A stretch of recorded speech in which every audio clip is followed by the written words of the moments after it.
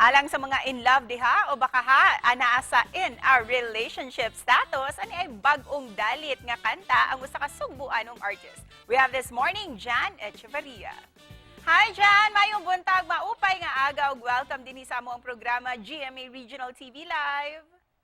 Hello, maayong buntag kapuso ug maayong maupay na aga sa inyong tanan. Jan, if you're to choose a song that usually brightens up your morning, unsa man ni ug pwede ba mi mangayo og mubo nga sample from you? Leaves will soon grow from the berries of trees, and all will be alright in time.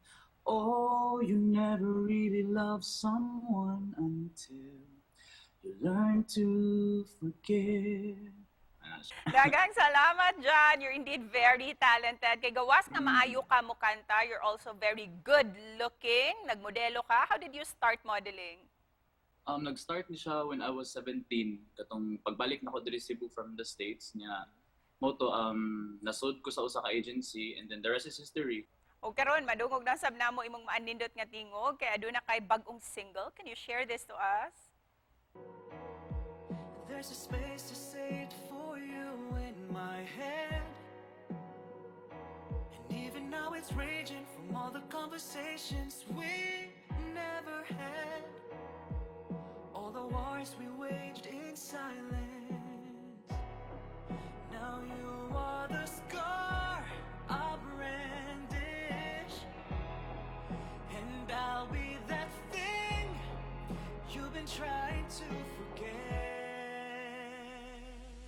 I have a new single written by Sir Jude Gitamundo. It's called Boy You Were Home. This is my first single, Jude.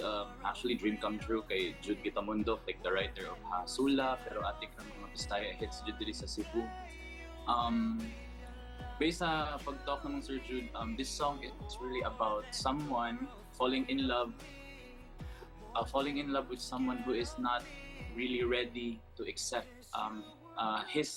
himself or herself.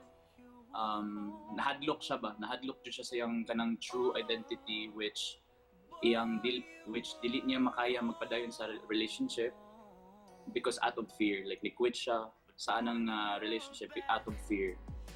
Ikaw ba personally, have you committed into a relationship? Yes, I have committed in my past relationships, but actually bago ra jud ko na ni end og relationship, so kaning kantahag yun ni touch jud siya kay same siya kanang situation ba mao katong nagpagstorya namong Sir Jude nga anong sir unsa man jud kanang murag meaning ani nga song for you, then mao to iyang gi-explain and iyang gi-explain og kanang carefully sa ako, and then surprisingly maog yun ang situation na hitabo nako. Ikaw ba Jan personally, when can you say nga finally, boy, you were home? Boy, you were home. Koan siguro when I truly kanang pag ila-ila din ako sa akong self, sa pag-accept din ako sa akong self, because at the end of the day I have myself to lean into, and then I'm so blessed with family who supports me and kanang mga friends na ako na ga-support yun ako all the way. And of course, di na mo palabyon kining higayunan nga madungog ang imuhang bagong single, maski a few lines lang dyan. Someday I hope you decide you want it more than you're afraid of it, more than you're scared of it, and one day you will realize you need me more than you're afraid of me, more than you're scared of me, 'cause you were not lost, boy, you were home. Wow, I love the song and I love the message. Busa, kindly take this opportunity to invite all our kapuso nga i-download kini ug asa usab kini mamahimong mapaminaw. Yes, I'm inviting all of you mga kapuso to stream my single Boy You Were Home. Available kini siya sa tanan music digital platforms. Narin siya sa Spotify, YouTube Music, Apple Music, and pwede ninyo ni makitaan sa akong Instagram, narasad nito ang bio. That's at J Echevarria.